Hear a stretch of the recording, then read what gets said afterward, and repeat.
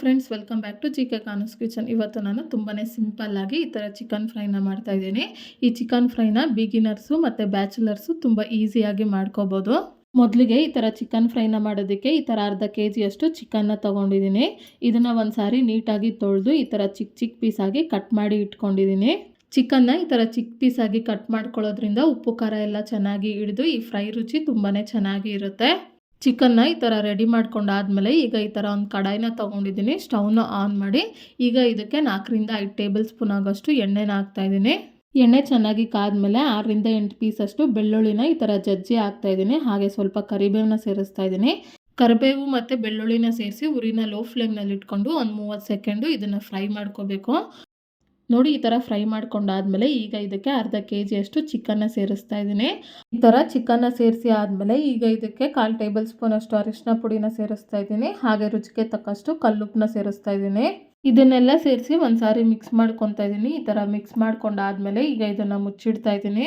ಹಾಗೆ ಮಧ್ಯದಲ್ಲಿ ಇದನ್ನು ಮಿಕ್ಸ್ ಮಾಡ್ಕೊತಾ ಬೇಯಿಸ್ಕೋಬೇಕು. ಈಗ ನೋಡಿ, ಒಂದು ಸಾರಿ ಇದನ್ನು ಮಿಕ್ಸ್ ಮಾಡ್ಕೊಳ್ಳೋಣ. ಈಗ ನೋಡಿ, ಚಿಕನಲ್ಲಿ ನೀರು ಬಿಟ್ಕೊಂಡು ಈ ಥರ ಬೇಯ್ತಾ ಇದೆ. ಈಗ ಒಂದು ಸಾರಿ ಇದನ್ನು ಮಿಕ್ಸ್ ಮಾಡ್ಕೊತಾ ಇದ್ದೀನಿ.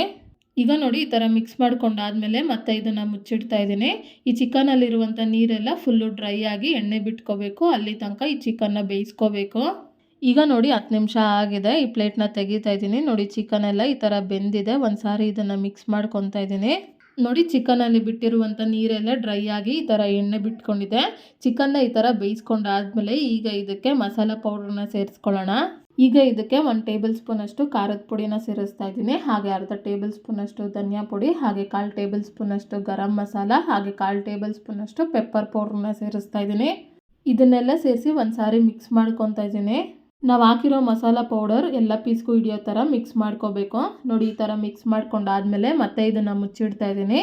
ಇನ್ನೂ 1 ನಿಮಿಷ ಲೋ ಫ್ಲೇಮ್ನಲ್ಲಿ ನಾವು ಹಾಕಿರೋ ಮಸಾಲ ಪೌಡ್ರದೆಲ್ಲ ಹಸಿ ವಾಸನೆ ಹೋಗೋ ತನಕ ಫ್ರೈ ಮಾಡ್ಕೋಬೇಕು. ಈಗ 1 ನಿಮಿಷ ಆಗಿದೆ.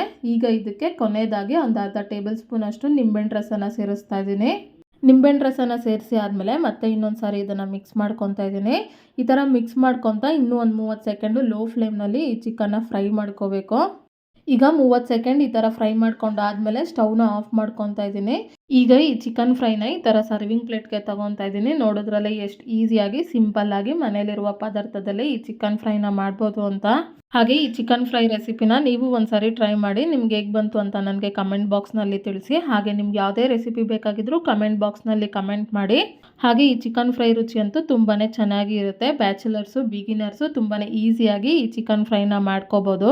ಹಾಗೆ ಈ ಸಿಂಪಲ್ ಚಿಕನ್ ಫ್ರೈ ರೆಸಿಪಿ ನಿಮ್ಗೆ ಇಷ್ಟ ಆದಲ್ಲಿ ಲೈಕ್ ಮಾಡಿ, ಶೇರ್ ಮಾಡಿ, ಸಬ್ಸ್ಕ್ರೈಬ್ ಮಾಡಿ.